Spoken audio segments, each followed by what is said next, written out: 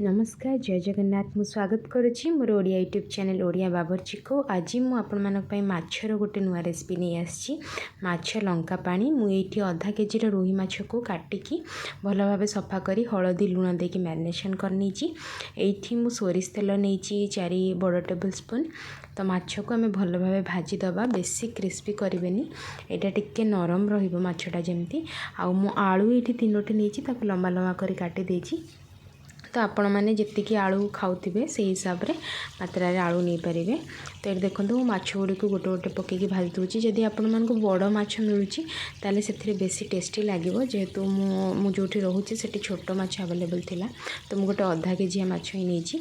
तो ये मसलार मुझे 10 कोला रसुण नहीं आउ हाफ टेबल स्पून जीरा आउ 2टी सुखिला लंका नहीं मोर ये सुखिला लंकाटी बहुत राग से 2टी नहीं जदि आपंकर कम राग थी 3 ରୁ 4टी यूज करें। तो ये से जो तेल में माछ भाजी काढ़ी देची आ जो आलू नहीं मो आलू को लुण देकी आलू को भल भाव में भाजी दूची।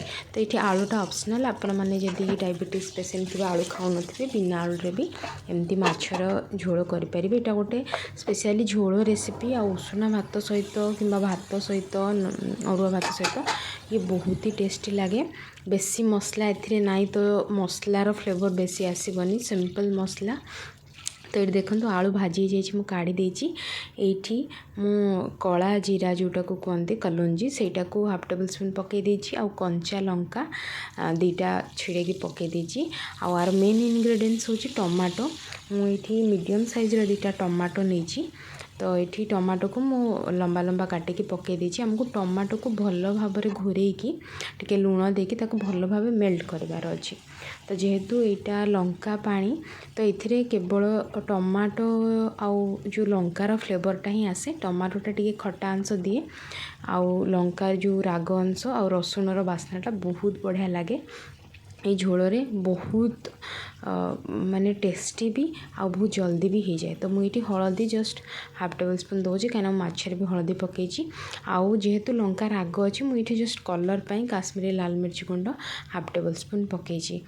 तो ये देखो मोर टमाटोटी भल से कषिकी पूरा जरीज टमाटो से जाए कषे कषिगला मुझे जो मसलाटा बाटिकी रखी रसुण जीरा सुखिला लंका आउ कौन भी मसला ना से बाटिकी रखी दे दूची।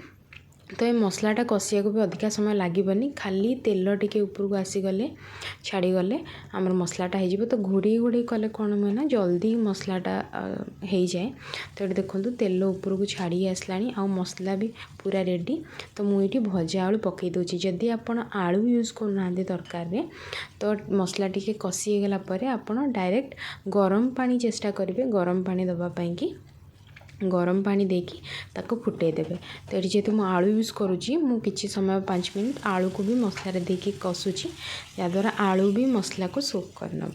तो ये देखो हो जाइए मुझे पानी गरम करके रखी जी आपन को झोल दरकार ताठू जस्ट टिके अधिका पानी देवे कहीं पानी भी फुटिले किछि अंश मरी जाए।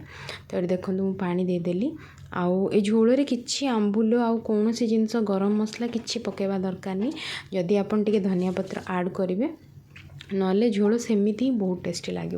तो मुझे देसी टमाटो यूज करी जदि आपण मैंने जो हाइब्रिड टमाटो यूज कर जोटा बेसी खट्टा नुह ताले आप लास्ट को टिके लेंबू रस पकई पारती। ये मुझे झोल बहलिया हाँपाई 1 टेबल स्पून अटा को पानी रे गोलेकी दूची। यहाँ गोटे सिक्रेट टिप्स जदि आपणकर कौन सी तरकारी टिके पानिया ही जाऊँगी आपण 1 टेबल स्पून अटा को पानी रे गोलेकी देदेले सेटा टेस्ट भी लगे और बहलिया भी हम।